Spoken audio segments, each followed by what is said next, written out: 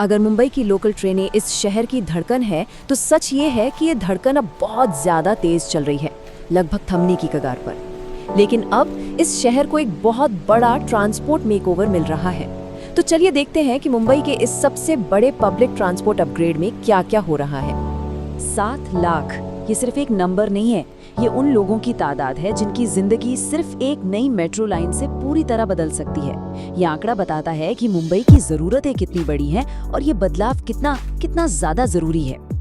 जरा सोचिए, हर रोज घंटों पसीने से तरबतर खचाखच भरी ट्रेन में फंसे रहना या फिर इंच इंच सरकते ट्रैफिक में अपनी गाड़ी में बैठे रहना।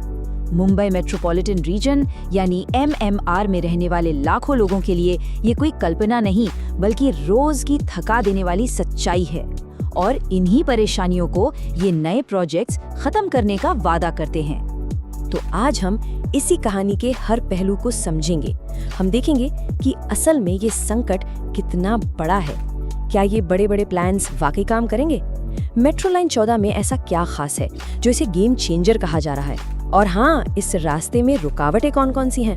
और आखिर में ये सब मिलकर मुंबई के भविष्य को कैसा आकार देगा? तो चलिए सबसे पहले बात करते हैं प्रॉब्लम की जड़ की। ये जो शहर की लाइफलाइन कही जाती है, उस पर असल में कितना बोझ है। एक स्टेशन का उदाहरण लेते हैं, कल्याण जंक्शन।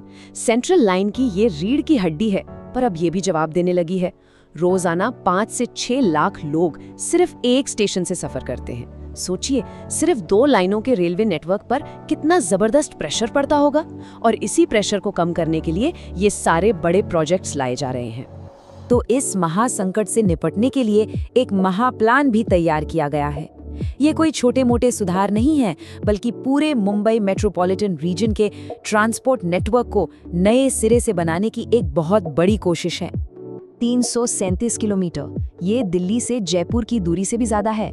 ये है मुंबई मेट्रो मास्टर प्लान की कुल लंबाई, एक ऐसा नेटवर्क जो शहर के कोने कोने को जोड़ने का वादा करता है। इसका सीधा सा मकसद है पब्लिक ट्रांसपोर्ट की क्षमता को 2 गुना कर देना, ताकि लाखों लोगों का सफर आसान हो सके। और हाँ, बात सिर्फ मेट्रो की नहीं है। जो हमारी मौजूदा रेलवे लाइंस हैं, उन्हें भी एक बड़ा अपग्रेड मिल रहा है। ये जो स्लाइड पर दिख रहे हैं, ये उन 12 बड़े रेलवे प्रोजेक्ट्स में से कुछ ही हैं। आसान भाषा में इसका मतलब ये है कि अब लोकल ट्रेन किसी मालगाड़ी के पीछे नहीं अटकेगी और सफर पहले से कहीं तेज और भरोसेमंद हो जाएगा। चलिए अब इन सारे प्रोजेक्ट्स में से एक पर खास तौर पर नजर डालते हैं। एक ऐसा प्रोजेक्ट जो दूर दराज के सबर्ब्स में रहने वालों के लिए सिर्फ गेम चेंजर नहीं बल्कि लाइफ चेंजर हो सकता है। हम बात कर रहे हैं मेट्रो लाइन 14 की, यानी मजेंटा लाइन की। सफर में रोज 2 घंटे की बचत। इसका मतलब है परिवार के साथ बिताने के लिए ज्यादा वक्त, अपने शौक पूरे करने के लिए थोड़ा और समय, या बस थोड़ी ज्यादा नींद। ये लाइन सिर्फ आना जाना आसान नहीं बनाएगी, बल्कि लोगों की क्वालिटी ऑफ लाइफ को बेहतर करेगी। और हाँ, इसका असर रियल एस्टेट से लेकर लोकल बिजनेस तक हर चीज पर पड़ेगा। तो सवाल ये है कि ये हकीकत कब बनेगा? देखिए, डिटेल्ड प्रोजेक्ट रिपोर्ट को तो मंजूरी मिल गई है। उम्मीद है कि 2026 में जमीन पर काम शुरू हो जाएगा और 2031 तक ये लाइन चालू भी हो जाएगी। मतलब ये एक मैराथन है, कोई छोटी दौड़ नहीं। मुंबई वालों को थोड़ा सब्र तो रखना होगा, पर उम्मीद यही है कि इंतजार का फल मीठा होगा। अच्छा, अब ये इतने बड़े प्रोजेक्ट्स का पैसा कहाँ से आता है? एक तरीका है PPP मॉडल। इसे ऐसे समझिए, मान लीजिए सरकार एक बहुत बड़ी पार्टी देना चाहती है, पर उसके पास उतने पैसे नहीं है, तो वो एक अमीर दोस्त यानी प्राइवेट कंपनी को बुलाती है जो सारा खर्चा उठा लेती है। बदले में उस दोस्त को कुछ सालों तक पार्टी के टिकट बेचकर पैसे कमाने का मौका मिल जाता है। सुनने में तो ये बढ़िया लगता है, पर इसके अपने रिस्क भी हैं। और जैसा कि होता है हर कहानी में एक लेकिन होता है। कागज पर तो प्लान्स बहुत अच्छे लगते हैं, पर जब उन्हें जमीन पर उतारने की बात आती है तो असलियत थोड़ी अलग और काफी मुश्किल होती है। देखिए, PPP मॉडल का सबसे बड़ा फायदा ये है कि सरकार पर शुरुआत में पैसों का बोझ नहीं पड़ता, लेकिन सिक्के का दूसरा पहलू ये है कि इसका बोझ आम आदमी की जेब पर पड़ सकता है। मतलब टिकट महंगे हो सकते हैं, जैसा हमने मुंबई मेट्रो लाइन 1 के साथ देखा, जो देश की सबसे महंगी मेट्रो लाइंस में से एक है।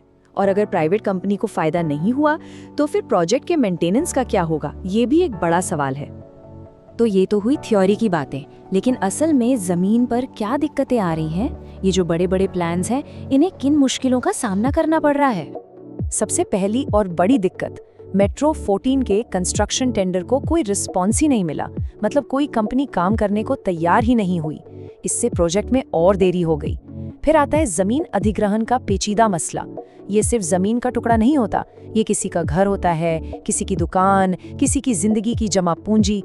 और जब बिना साफ नियमों के ये सब होता है तो लोगों की जिंदगी उथल पुथल हो जाती है।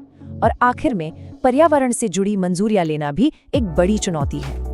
इन सारी चुनौतियों और मुश्किलों के बावजूद एक उम्मीद की किरण जरूर है। चलिए अब उस भविष्य की तस्वीर देखते हैं जिसे बनाने के लिए ये सारी मेहनत की जा रही है। देखिए, मकसद सिर्फ अलग-अलग मेट्रो और रेलवे लाइनें बनाना नहीं है। असली मकसद है एक ऐसा जुड़ा हुआ सिस्टम बनाना, एक ऐसा जाल तैयार करना जहां एक जगह से दूसरी जगह जाना एकदम आसान हो, बिल्कुल मक्खन जैसा। ये मुंबई को एक ऐसे शहर में बदल सकता है जो लोगों का वक्त बचाता है और तरक्की के नए दरवाजे खोलता है। तो आखिर में सवाल यही है, इसमें कोई शक नहीं कि मुंबई एक नए और बेहतर भविष्य की तरफ बढ़ रहा है। लेकिन इस बड़े सपने और जमीन की मुश्किल हकीकत के बीच हमेशा एक कश्मकश रहती है।